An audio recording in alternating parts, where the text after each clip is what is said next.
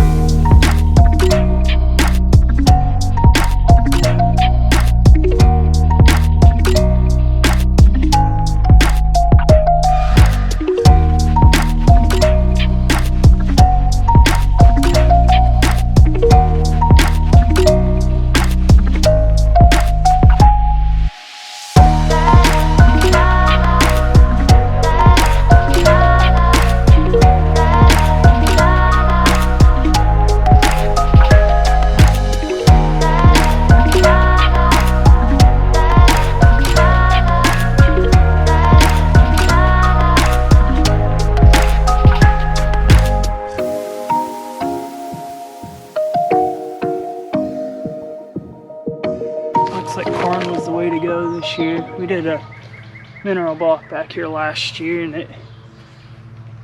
it took a little while for it to take off. But this corn, it's only been out here maybe a week, and we're already getting really good sign. There's lots of tracks over here. Obviously I bumped out that little fawn, so hopefully we can make this quick, get out of here. We'll get back to the house and see how long this actual corn pile lasts. We might have to come up with a feeder option in here if this corn's just being gone in a day or two. This is an experimental trial, just trying to get inventory on deer this summer so we know what it looks like this fall. Got this next camera pulled and I already checked. I have to call a little bit of an audible. I'm not gonna get back to this other camera today. Farmer's out spraying his field, and honestly don't want to be in his road. And let's be honest here, nobody wants to eat chemical, but we're gonna head over, hopefully get the other two cameras out while he's out spraying. We'll be out of his road pretty well. But so far I'm pretty excited. It's looking good. Just from the little bit that I've been able to see, it's pretty dang promising. We got a lot going on with our bait pile over here. Pretty excited. We're getting closer to season every day.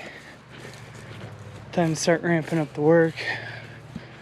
I have to come in here at some point and do a little bit of saw work so we can have trails and shooting lanes and get stands up. But we'll wait for that day to come a little bit later, probably beginning of August, so deer can start getting used to seeing that stuff there and not so spooked the week before season because all of a sudden there's a tree stand where they haven't seen a tree stand at all. So, well, let's go put out a couple more cameras and then we'll get back to the house to see what's on the cards. And then later this evening we got a hike and a little bit of target practice. We're back here where I dumped some corn last week. We had a really nice sized buck on camera this morning at like 6:30, 7 o'clock. I'm really liking this spot back here. It's very secluded. It's a little out of the way. We're hoping this might be the spot this year. Kind of tucked back and out of the way for most, and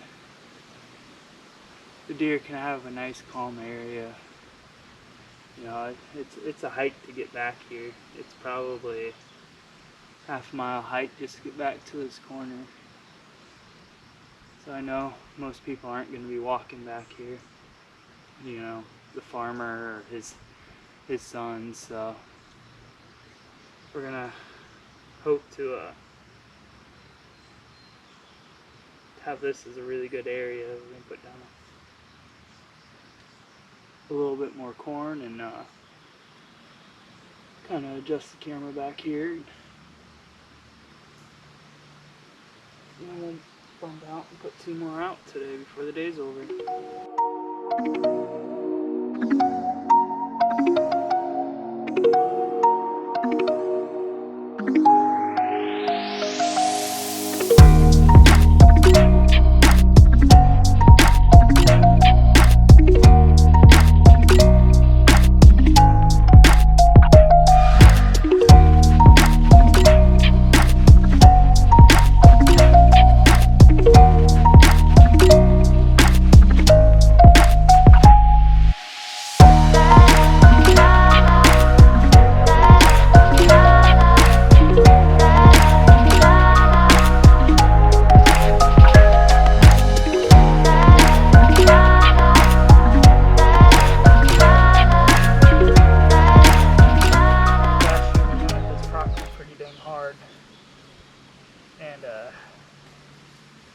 finally really learned the property and kind of where everything likes to be.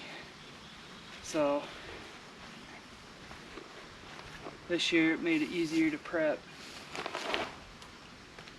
kind of knowing the places where deer want to be.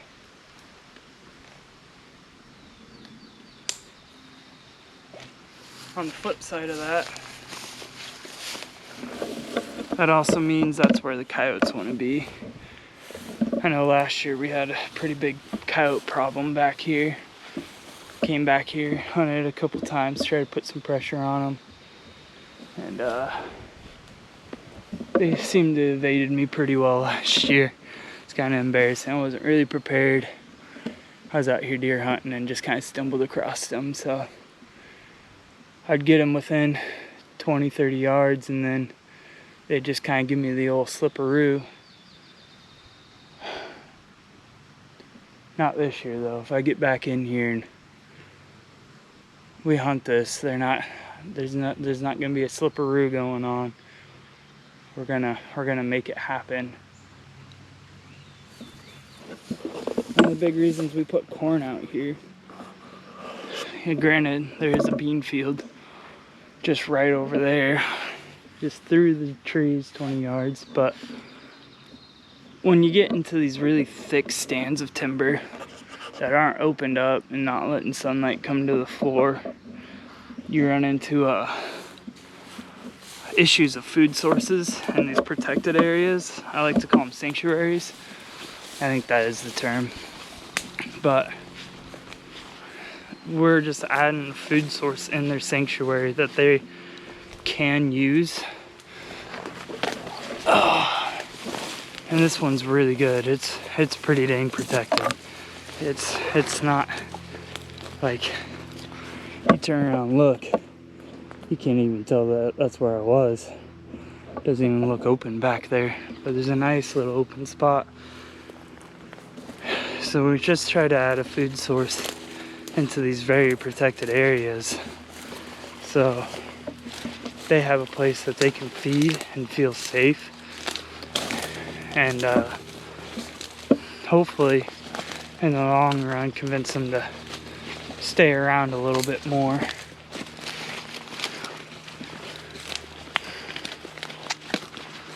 That's gonna be my hope with the other 2 cameras I'm gonna put out in the cedar rows.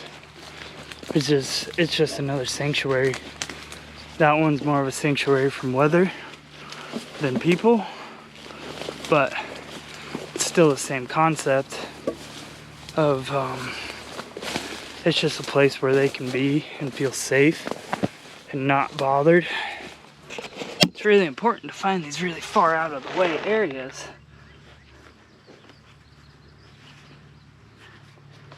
Because less traffic means more likely the deer are going to be hanging out there.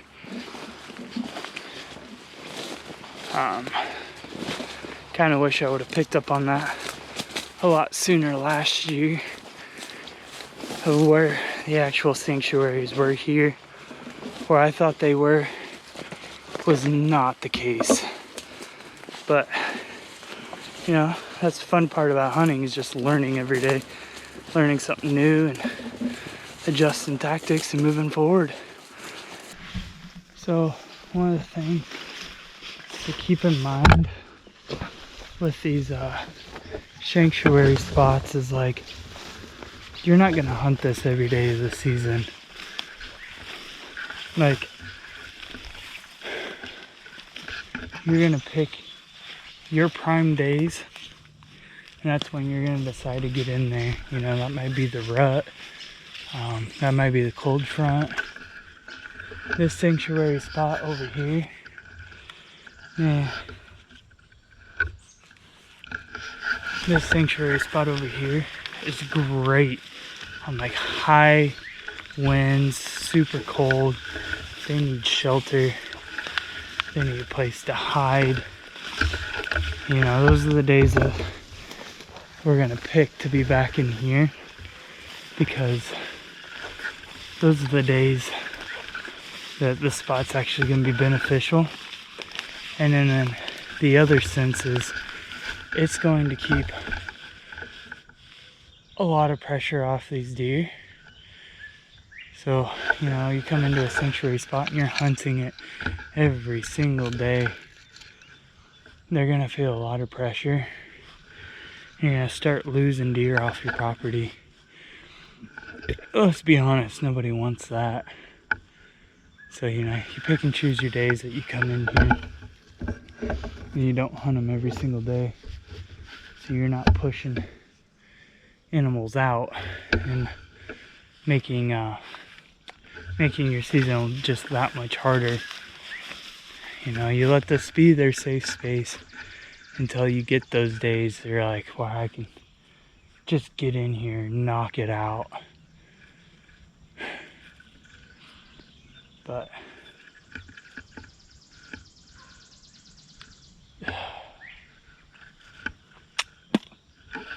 like, this place is, look at this, it's so secluded. It's got tall vegetation. Like, the odds of something being bedded down in here are probably pretty high. It would not be the first time I bumped something out of here, but you can't see anywhere into here. And it's pretty quiet and secluded. So we're just gonna leave this as like their own little area to hang out. We probably won't come in here until rut starts. And once the rut starts, we'll probably start hitting this pretty hard. But until then, we're just gonna leave it as is. And just kind of let them do their thing back here. You know, we'll come in here on a day, get stands put in, but then after that, we're just gonna let it be until we get those days where it's like, I'm gonna make this happen today. So let's get one of these cameras out right in here. There's a nice little trail coming through here. Get a camera and a little bit of a bait pile down, and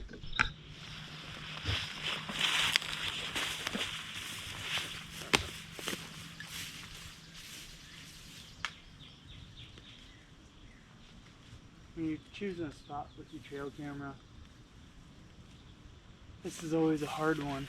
So you gotta make sure you have an area and you get good view. Hopefully not have to deal with other environmental factors setting your camera off 24/7. I like to come in here and kind of drop some of this stuff down those taller grasses, so I don't have to go through 3,000 photos of just grass moving when the wind blows. One of the big other things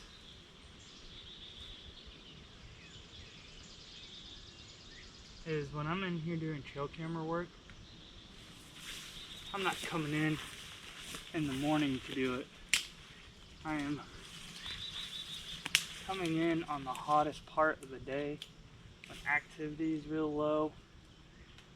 That way we keep the stress on the deer down pretty low.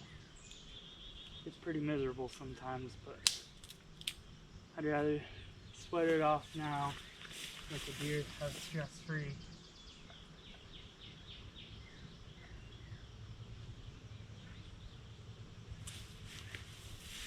Then come in here when it's nice, cool, and comfortable. I'm putting a lot of pressure on these deer that I'm trying to keep here. This property is a travel-through property. It's not, it's not a place where they're staying and living. And I'm trying to slowly change that, where I want them to hang out here more than on the neighbor's property. The timber here isn't crazy thick, but what they do have for timber is very protected from everything. So we're trying to use all of that to our advantage. So we're not